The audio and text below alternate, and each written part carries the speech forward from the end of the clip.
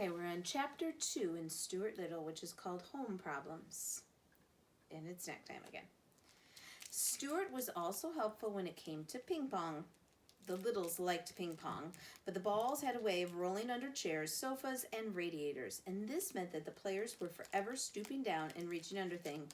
Stuart soon learned to chase balls, and it was a great sight to see him come out from under a hot radiator, pushing a ping pong ball with all his might, the perspiration rolling down his cheeks. The ball, of course, was almost as high as he was, and he had to throw his whole weight against it in order to keep it rolling. The Littles had a grand piano in their living room, which was all right, except that one of the keys was a sticky key and didn't work properly. Mrs. Little said she thought it must be the damp weather, but I don't see how it could be the damp weather, for the key had been sticking for about 4 years, during which time there had been many bright, clear days. But anyway, the key stuck, and it was a great inconvenience to anyone trying to play the piano. It bothered George particularly when he was playing the scarf dance, which was rather lively. Is that the one that Mr. Lochran sings with Mrs. Lochran? The scarf dance? Maybe. Maybe, when she was throwing the scarves around? Maybe. Maybe, we've seen that.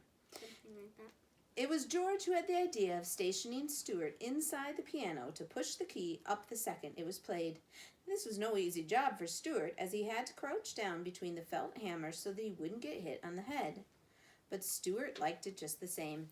It was exciting inside the piano, dodging about, and the noise was quite terrific. Sometimes after a long session, he would emerge quite deaf, as though he had just stepped out of an airplane after a long journey, and it would be some little time before he really felt normal again. Mr. and Mrs. Little often discussed Stuart quietly between themselves when he wasn't around, for they never quite recovered from the shock and surprise of having a mouse in the family. He was so very tiny, and he presented so many problems to his parents. Mr. Little said that, for one thing, there must be no references to mice in their conversation. He made Mrs. Little tear from the nursery songbook the page about the 3 blind mice. See how they run. I don't want Stuart to get a lot of notions in his head, said Mr. Little. I shall feel badly to have my son growing up fearing that a farmer's wife is going to cut off his tail with a carving knife. It is such things that make children dream bad dreams when they go to bed at night. Yes, replied Mrs. Little, and I think we'd better start thinking about that poem, "'Twas the night before Christmas, when all through the house not a creature was stirring, not even a mouse." I think it might embarrass Stuart to hear mice mentioned in such a belittling manner. That's right, said her husband. But what shall we say when you come to that line in the poem? We'll have to say something. We can't just say, "'Twas the night before Christmas, when all through the house not a creature was stirring." That doesn't sound complete. It needs a word to rhyme with house. What rhymes with house? Louse? I don't know. Louse? What's a louse? I don't know.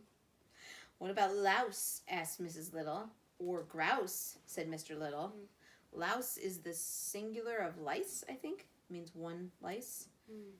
Like mouse and mice. Grouse is a type of bird.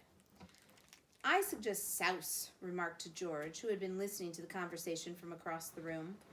It was decided that louse was the best substitution for mouse, and so when Christmas came around, Mrs. Little carefully rubbed out the word mouse from the poem and wrote in the word louse, and Stuart always thought that the poem went this way.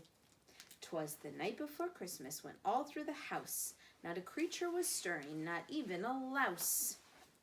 The thing that worried Mr. Little most was the mouse hole in the pantry.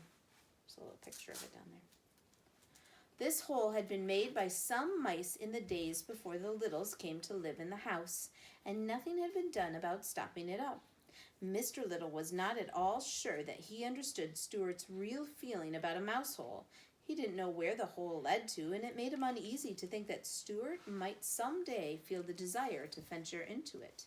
After all, "He does look a good deal like a mouse," said Mr. Little to his wife, "and I've never seen a mouse yet that didn't like to go into a hole."